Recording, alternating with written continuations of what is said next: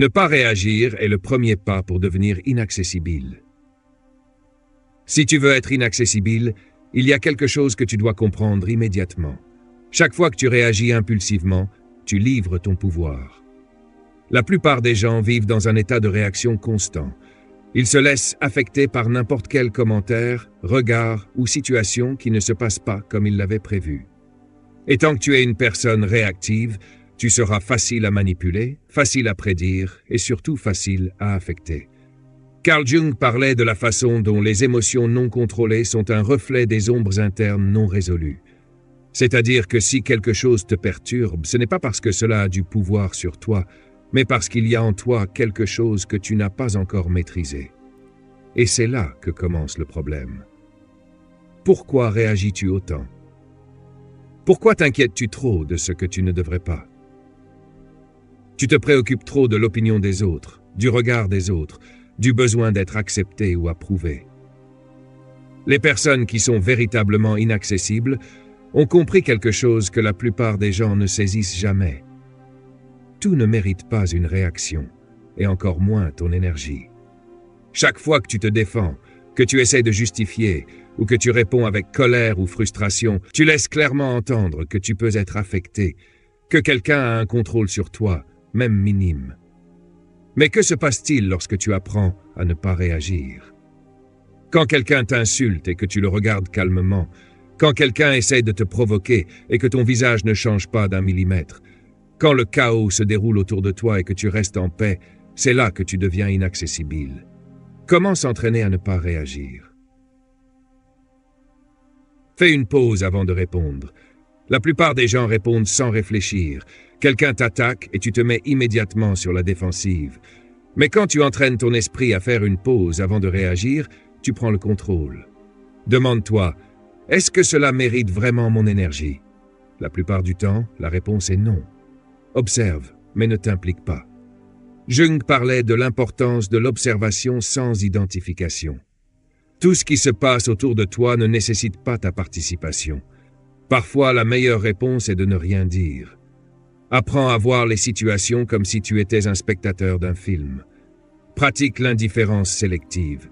Il ne s'agit pas de devenir une personne sans émotion, mais de choisir consciemment à quoi tu accordes de l'importance. Tu ne peux pas empêcher quelqu'un de tenter de te provoquer, mais tu peux éviter de tomber dans son jeu. Maîtrise ton langage corporel. Le silence, la calme et une expression neutre sont des armes puissantes.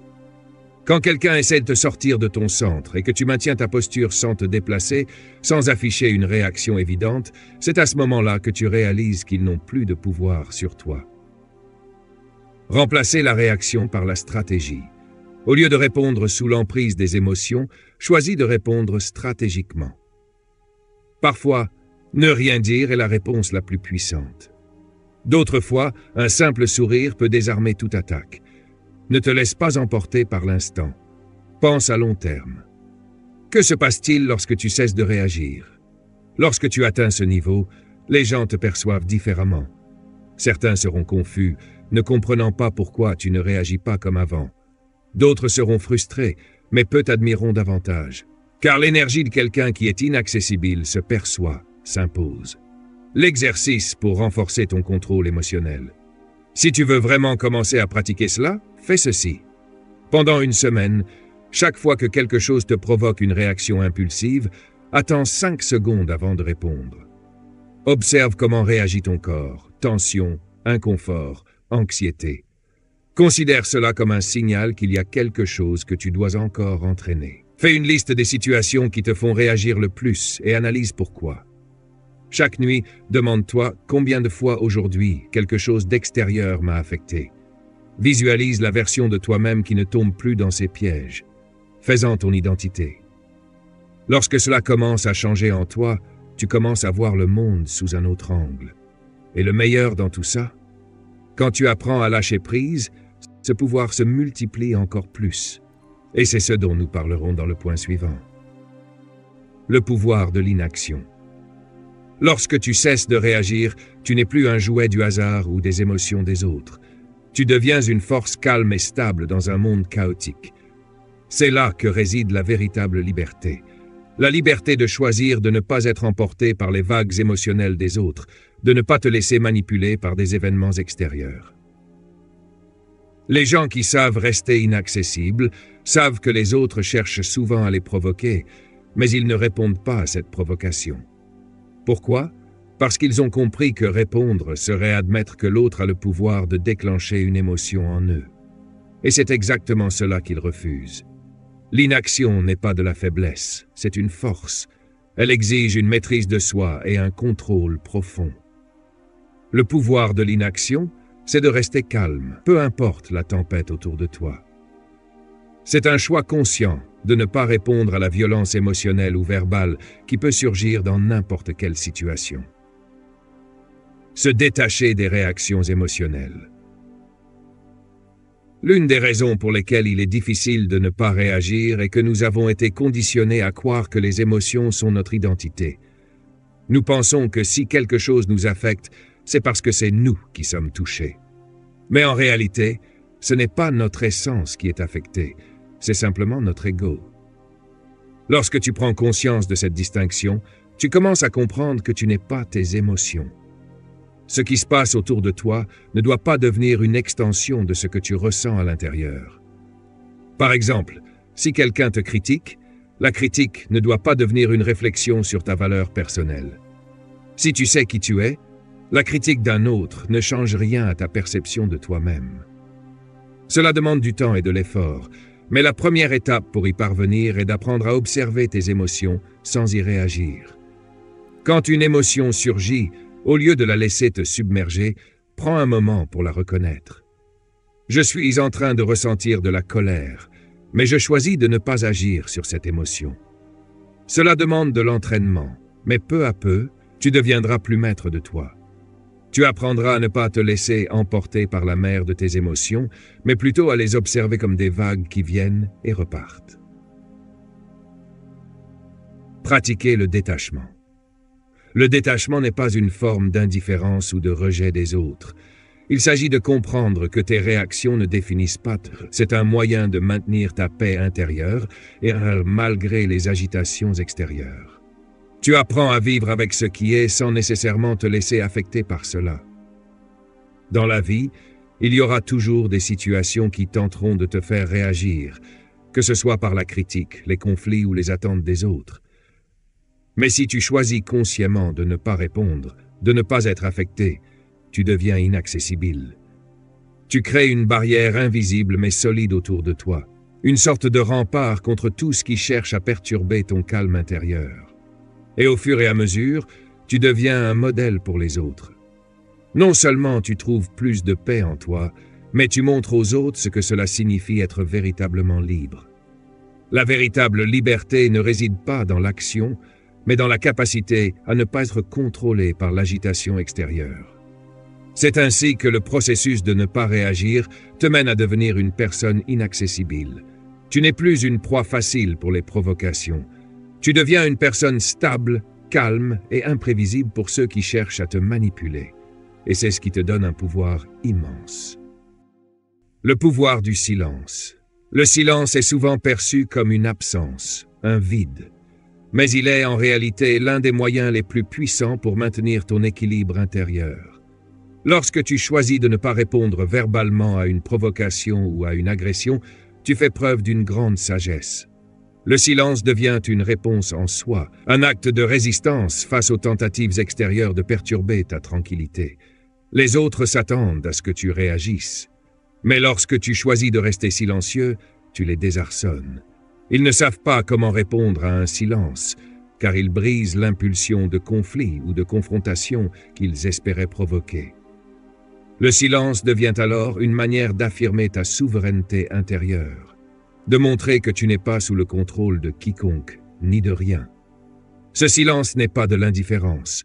Il est un espace où tu prends le temps de réfléchir avant d'agir. Parfois, les mots ne sont pas nécessaires et ton silence peut être plus éloquent que n'importe quelle réponse. Paradoxalement, il est plus puissant de ne pas réagir verbalement, car cela démontre un contrôle de soi rare et précieux. Le silence a un effet guérisseur. Il te permet de retrouver ton centre, de rétablir ton calme, de revenir à l'essentiel. Lorsque tu choisis d'être silencieux, tu crées un espace pour toi-même, un moment où tu n'es pas perturbé par les bruits et les distractions extérieures. La sagesse de l'observation. Quand tu arrêtes de réagir, tu commences à observer les situations et les personnes d'un œil neuf. Tu deviens témoin de ce qui se passe, plutôt que de faire partie du drame. Cela te permet de voir les choses sous un angle différent, avec plus de clarté et moins de jugement. Les gens autour de toi peuvent être agités, contrariés ou pleins d'émotions. Mais toi, tu choisis de rester calme. Tu deviens l'observateur de leurs actions et de leurs paroles sans y être affecté. L'observation te permet de comprendre ce qui se passe sans que cela prenne de place dans ton esprit.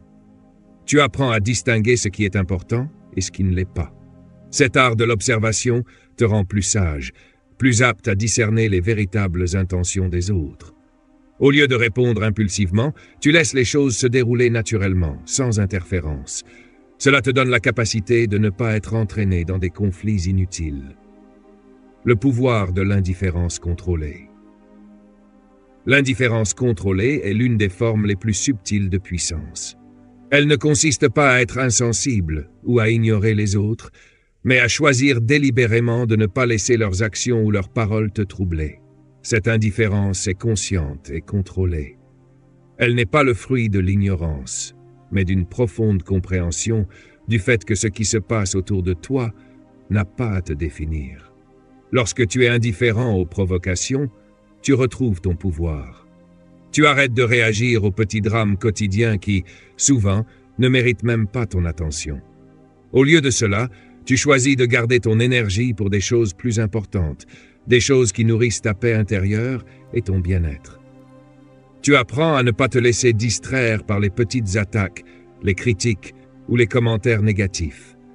Ces choses ne te concernent pas, et elles n'ont pas le pouvoir de t'atteindre. L'indifférence contrôlée est donc une manière de préserver ta paix et de conserver ton énergie pour ce qui compte réellement. La maîtrise de soi, un chemin vers la liberté intérieure. La véritable liberté ne réside pas dans la rébellion bruyante ou dans l'agitation extérieure. Elle réside dans la maîtrise de soi. Quand tu maîtrises tes pensées, tes émotions, tes réactions, tu es véritablement libre. Tu n'es plus prisonnier des situations extérieures, ni des attentes des autres. En étant maître de toi-même, tu es à la fois l'artisan de ta paix intérieure et le gardien de ton propre monde émotionnel. Les événements peuvent déstabiliser ceux qui manquent de maîtrise, mais toi, tu choisis de rester ancré, de ne pas être affecté par ce qui t'entoure. Cela te permet de vivre dans un espace de calme et de sagesse où l'extérieur n'a plus de prise sur ta sérénité intérieure. La maîtrise de soi n'est pas un objectif à atteindre, mais un chemin à parcourir. C'est une discipline quotidienne, un engagement envers soi-même.